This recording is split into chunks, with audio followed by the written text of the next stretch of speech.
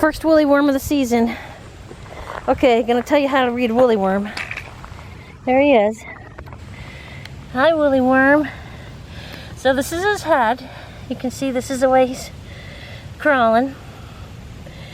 And the black is how bad the winter is gonna be, so it's gonna come in pretty bad. Yeah, and then we're gonna do, then we're gonna do pretty good. And the end of the winter, as you can see back here, you know, like March, it's not gonna be that bad. It's the beginning of the winter. He says it's gonna be a tough December and January. Okay, that is a woolly worm. Somebody from another country was asking me how to tell that.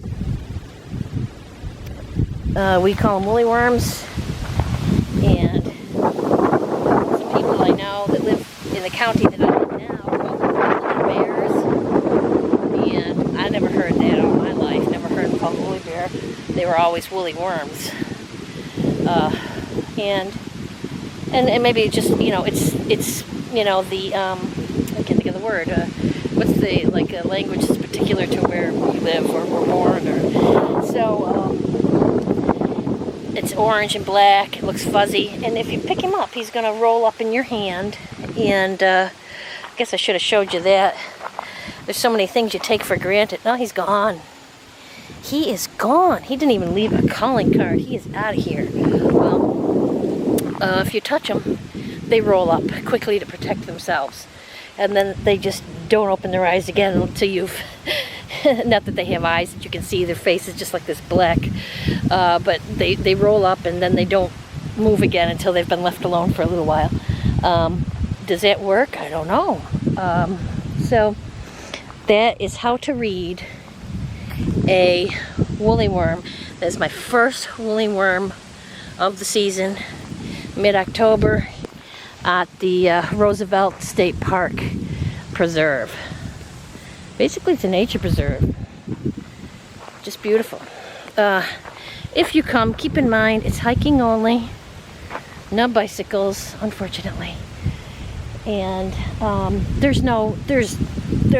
probably think that putting in a bench would harm the environment.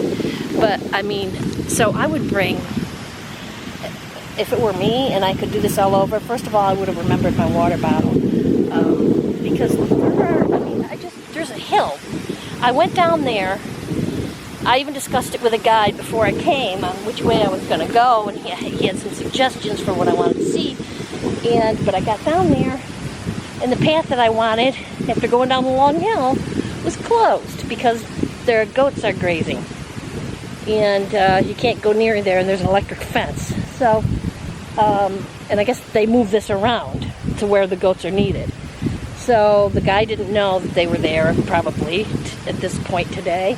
And so I had to come all the way back up the long hill, and now I gotta go back.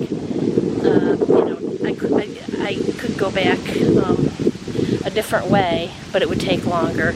And I've already been out here for a while, so I've got to go back the path that I came, because if you ever come here, ask where the goats are before you make your plans for where you're going to hike.